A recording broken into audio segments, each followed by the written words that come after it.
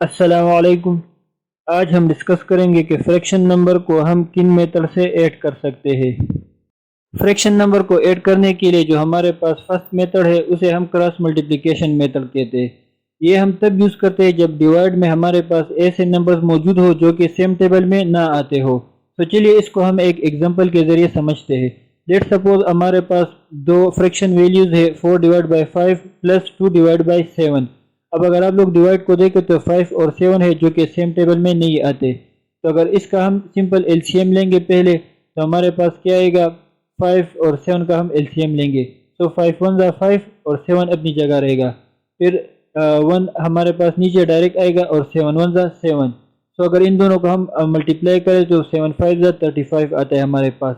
और अगर इसको हम यहाँ पर आप लोग देखें, अगर इसको हम डायरेक्ट भी मल्टीप्लाई करें 7 5 ज़ा तो इससे भी हमारे पास 35 आएगा। सो 5 और 7 का हमारे पास एलसीएम 35 आ गया। अब यहाँ पर सिंपली क्रॉस मल्टीप्लिकेशन करना है।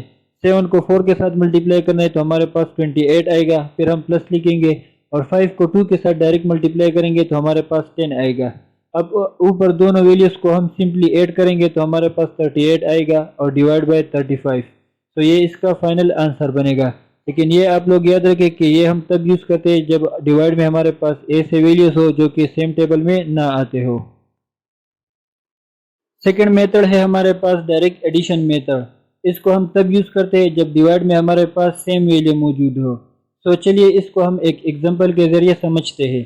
लेट सपोज हमारे पास 8 divide by 5 plus 3 divide by 5 दो फ्रैक्शन वैल्यूज़ है। अब इसको हम ऐड करेंगे। सो 5 और 5 का हम अगर एलसीएम ले तो इससे हमारे पास वापस 5 आएगा। सो एलसीएम हमारे पास क्या बनेगा, 5।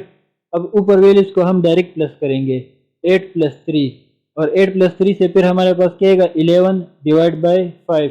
तो इसका फाइनल आंसर हमारे पास क्या बनेगा, 11 डिवाइड बाई 5। लेकिन ये आप लोग याद रखें, ये मेथड हम तब यूज़ करते हैं जब हमारे पास डिवाइड में बिल्कुल सेम वैल्यू मौजूद हो। तीसरा मेथड हमारे पास सिंपल मेथड है। इसको हम तब यूज़ करते हैं जब डिवाइड में हमारे पास ऐसे वैल्यूज़ हो जो सेम तो ना हो लेकिन एक टेबल में कटते हो। तो फिर हम ये थर्ड मेथड यूज़ करते हैं। तो चलिए इसको हम एक एग्जांपल के ज़रिए समझते हैं। लेट सपोज हमारे पास दो फ्रैक्शन नंबर्स है 8 divide by 4 plus 5 divide by 6। तो सबसे पहले हम क्या करेंगे, इसका एलसीएम लेंगे। तो 4 और 6 का जब हम एलसीएम लेंगे तो हमारे पास क्या आएगा, 2 2 ज़ा 4 2 3 ज़ा 6। फिर 2 1 ज़ा 2 और 3 अपनी जगह रहेगा। फिर 3 1 ज़ा 3। तो इस तरीके से इन तीनों को जब हम फिर मल्टीप्लाई करेंगे 2 मल्टीप्लाई 3 तो इससे हमारे पास 12 आएगा। तो 4 और 6 का एलसीएम हमारे पास 12 आएगा। अब हम क्या करेंगे, 12 को हम इस फर्स्ट नंबर के साथ मल्टीप्लाई करेंगे और जो आंसर हमारे पास आएगा उसको हम ऊपर लिखेंगे।